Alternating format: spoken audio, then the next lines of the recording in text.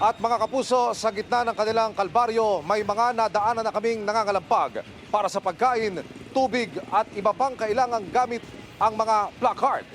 Inikot din natin ang ilang bayang napinsala ng lindol, tulad po dito sa San Remigio, kung saan hindi bababa sa 5 ang nasawi sa Gumuhong Sports Complex. Narito ang aking pagtutok.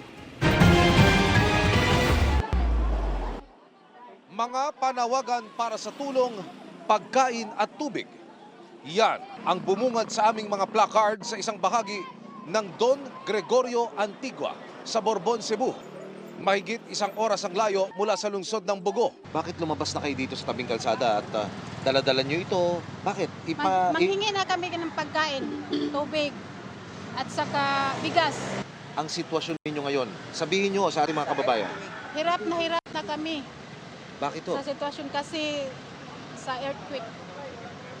Pagkain, tubig? Pagkain, tubig. Yung bahay nyo, nauuwian nyo Oo. ba? Nasa labas na kami, natutulog. Kami karon naglisod jud may tungod sa earthquake nga nagdadangat sa mua. Kami karon ana namin makigda magabiis sa kana ang laplin sa dalan o laplin sa kanang walay kuan kay magsige pa man gyapon og ana ang earthquake kuan lang gyapon gabi gani alas 9 kuso pa gani. Gaano kahirap? Hirap na gyud sir. Ang bahay ng magkapatid na senior citizen na Gavino at Leonora napadapa ng pagyanig. Mga ikita ko po sa inyo anong klaseng sitwasyon ang kinasasadlakan ngayon ng ating mga kababayan. Ito po sa bayan naman ng Borbon. Nadaganan po ang magkapatid na senior citizen. Pagkatapos pong yanigin ng lindol noong gabi na iyon, nakaligtas po sa kabutihang palad sa awa ng mahal na Diyos Ama yung kanilang bahay. Hindi na ho itsurang bahay at mistulang sinalansan ng mga kahoy na lamang at nagdomino ho dahil po sa lakas ng lindol. Na-rescue ang mga senior citizen sa tulong ng 2 pulis na nag-roving sa area kasunod ng pagyanig. Nakahiga na ako, tapos yung mga matanda, diyan nakahiga na rin, natutulog. Bandang alas 9 yata, yun, o mahigit, no? Alas 9 o mag-alas 10. Biglang yumanig. Pag burnout, yan ang malakas. Talagang malakas, parang tapos nagbagsakan. Hinahanap namin ng ina ko at saka yung tiyahin ko. Nakahiga yan eh. Tapos pinilit siguro niyang bumangon. Hinahanap kung saan ang labasan.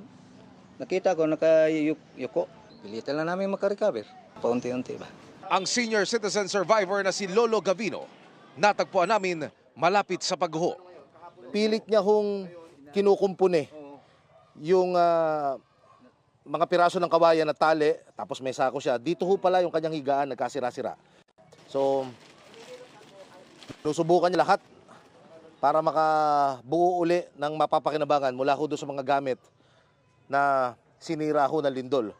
Sa barangay Cogon sa Bugo, inabutan namin ng isang truck na napatagilid ng lindol at halos napadausdos na sa bangin. May dalang patukan ng manok ang truck na biyaheng Hagnaya Port. Akala ko yung parang hangin lang ba, gumagalaw yung mga kahoy. Tapos, parang ang truck, sumasayaw na yung truck. Huminto na ako, hindi na kaya, hindi na control. Imbes yung truck pababa, papunta na doon. Hanggang sa yung galaw ng truck, parang patagilid na, pabilis.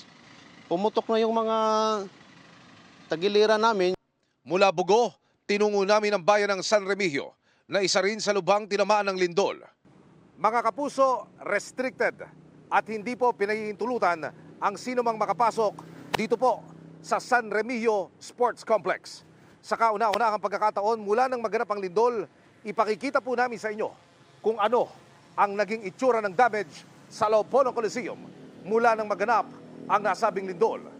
Sa impormasyong aming natanggap mula po sa mga otoridad, hindi po bababa sa 5 ang nasawi na pawang mga manlalaro ng basketball sa isang liga ng madaganan ng mga gumuhong parte ng Coliseum.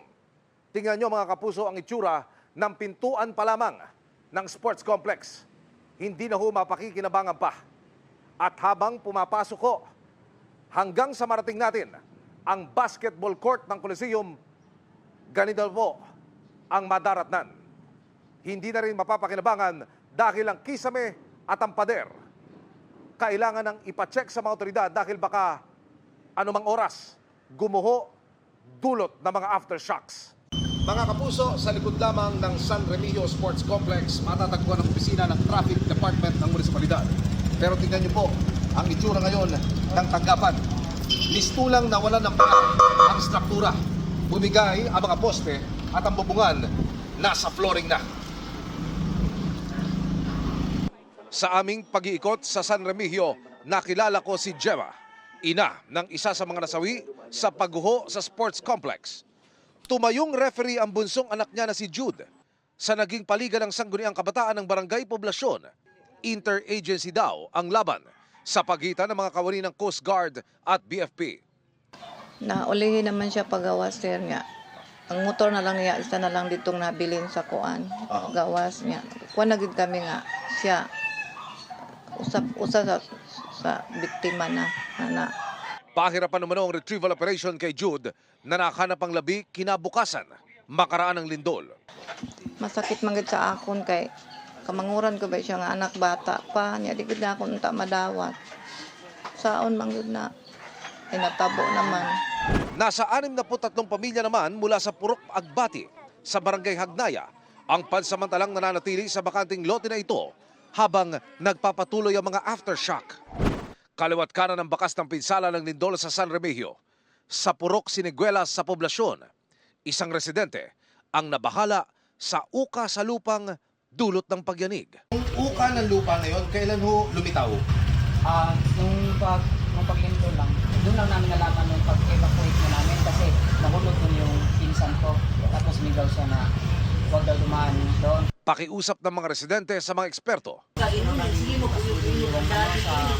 Kung sinkhole ba yun, ano ba yun?